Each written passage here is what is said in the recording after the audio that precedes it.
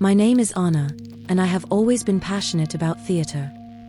When I got a job as a stage assistant at the Teatro Amazonas in Manaus, I thought I was living my dream.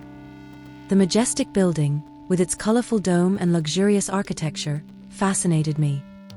Its rich history, dating back to the rubber boom era, added an aura of mystery that I found intriguing. Little did I know that those ornate walls hid much darker secrets than I could have imagined. Secrets that would soon surface, dragging me into a nightmare from which I wasn't sure I could escape. My first night on the job was a humid Thursday in February. The tropical rain fell in torrents outside, creating a curtain of water that isolated the theater from the rest of the world. As I climbed the marble stairs, a chill ran down my spine. For a moment, I had the strange feeling that the building itself was watching me. The first few weeks passed without incident. I spent my days helping with rehearsals, organizing costumes, and occasionally guiding tourist groups backstage. At night, when the theater was almost empty, I took the opportunity to practice my lines, dreaming of the day I would be on stage. It was on one of those nights that things began to get strange. I was alone on the main stage, reciting a monologue, when I heard applause coming from the empty audience. The sound echoed through the room, making my heart skip a beat. "Hello?" I called, my voice trembling slightly. No response. I stepped off the stage to investigate, my footsteps echoing in the sudden silence. The rows of red velvet chairs were all empty. I was about to turn back when I noticed something strange. One of the chairs in the front row was lowered as if someone had just stood up. With my heart racing, I approached. The chair was warm to the touch, and there was a faint smell of old perfume in the air. Confused and scared, I ran out of the theater. In the following days, strange things began to happen more frequently. Props would move around at night. Sometimes, I heard snippets of music or dialogue coming from empty rooms. And then there were the dreams. Every night, I dreamed I was on stage, but the audience was full of shadowy figures with glowing eyes. They applauded in unison, the sound deafening and threatening.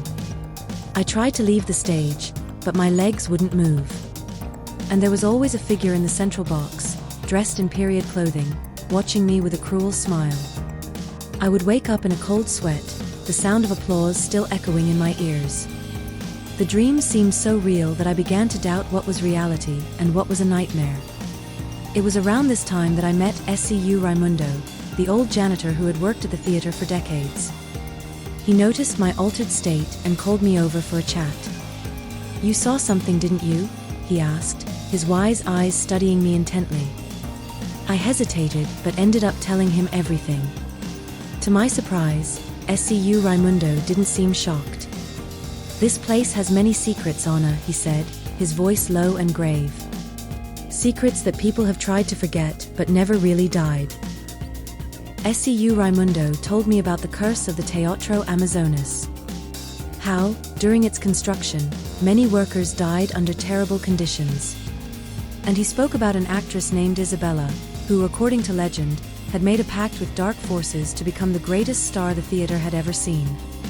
"They say she sold her soul for fame," Seu Raimundo whispered. "And when it came time to pay, she cursed the theater so that her performance would never end." I was horrified by the story, but something inside me knew it was true. I asked Seu Raimundo what I should do. "There is a ritual," he said hesitantly. "Something that could break the curse. But it's dangerous, Anna. Many have tried and failed." Before Seu Raimundo could give me more details, we were interrupted by a high-pitched scream coming from the stage. We ran to investigate and found one of the dancers in shock. She was pointing, trembling, at the large dressing room mirror. In the fogged-up mirror, written in what looked like red lipstick, were the words, "The show must go on." In the following days, the supernatural occurrences intensified. Lights flickered without explanation. The smell of old perfume lingered in the air. And worst of all, actors and musicians began to report feeling as if someone was controlling them during performances, making them perform movements that weren't their own. I knew I had to do something. With the reluctant help of SCU Raimundo, I began to prepare for the ritual. He gave me detailed instructions but warned that I would have to figure out some elements on my own. The spirits will guide you, he said, but beware of their tricks. Not all of them want the curtain to fall. On the chosen night, I entered the theater alone after closing time. The air was heavy and suffocating, smelling of dust and velvet. The shadows seemed to move on the ornate walls as if they were alive. I began the ritual as SCU Raimundo had instructed me. I lit candles on the stage, forming a circle. I spread rose petals and salt on the floor and started to recite the ancient words he had taught me. At first, nothing happened. Then suddenly, all the theater lights came on at once. The curtain rose with a deafening noise, and I heard the sound of a crowd applauding, even though the audience was empty. Voices began to echo around me, some reciting lines from plays, others singing arias from long-forgotten operas. Shadows moved in the boxes, taking human forms dressed in clothing from different eras. And then I saw her. Isabella. She materialized in the center of the stage, dressed in a luxurious period gown. Her beauty was breathtaking, but her eyes glowed with a malevolent light. You came to end our show. Her voice was melodious but had a threatening tone. But the price is high, Anna. Are you willing to pay it? I swallowed hard, remembering SCU Raimundo's warning. What is the price? I asked, my voice trembling. Isabella smiled a cold, joyless smile. Your voice for our freedom. A living talent to free the dead. Then I realized the true horror of the situation. To break the curse, I would have to give up my own voice, my dream of acting. Stay silent forever so that the ghosts could finally rest. For a moment, I considered running away. But then I remembered all the suffering, all the pain that those souls had endured. Could I really leave them trapped in this eternal performance? With a heavy heart but determined, I nodded. I accept. Isabella's smile widened impossibly. She and the other shadows advanced, their ethereal hands reaching out towards me. I felt a sharp pain in my throat as if something was being torn from inside me. There was a blinding flash of light and then, silence. When I opened my eyes, I was alone on the stage. The lights were off except for a single spotlight on me. I tried to call for help, but no sound came out. My voice was gone. I stumbled out of the theater, my mind in turmoil. The world outside seemed normal, but I was no longer the same. I had lost a fundamental part of myself. In the following days, I noticed that something had fundamentally changed in the Teatro Amazonas. The supernatural occurrences ceased. The actors and musicians reported feeling lighter, freer in their performances.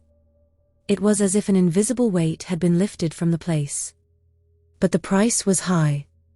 I could no longer speak, sing, or act. My dream had died so that others could live. And then one night, I saw a familiar face.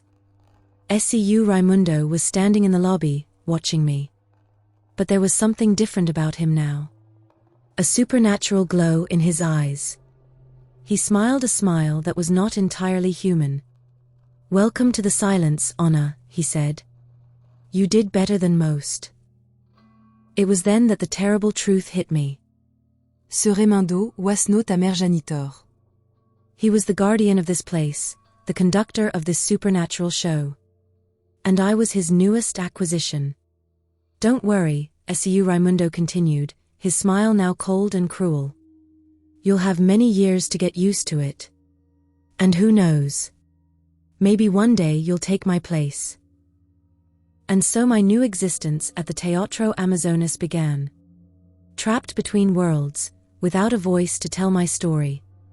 I wandered the corridors and dressing rooms, sometimes helping young artists with gestures and looks, other times silently observing the performances, knowing I could never participate in them again.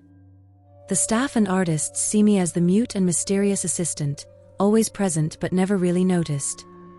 Some pity me, others avoid me. Few suspect the truth, that I am the reluctant guardian of the dark secrets of this place.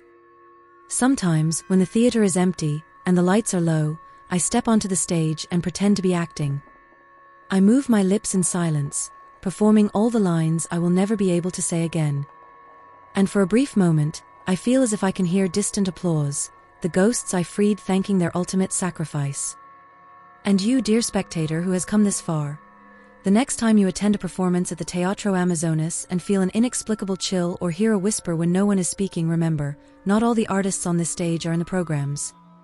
Some of us are still here, trapped between the curtains, trying to keep the magic of the theater alive while protecting the living from horrors they cannot comprehend. But be careful what you wish to see or hear. For in the Teatro Amazonas, the line between reality and illusion, between life and death, is thinner than you can imagine. And once you cross that line, there is no turning back. So the next time you are sitting in the audience and feel a presence beside you or hear a voice singing softly when the theater should be empty, pause for a moment. You might see me standing silently in the shadows, watching with eyes that have seen too much. And perhaps if you look closely enough, you will see the silent movement of my lips, telling a story that can never be heard. Welcome to the Teatro Amazonas, where the show never really ends, and where the shadows of the past dance eternally under the spotlight.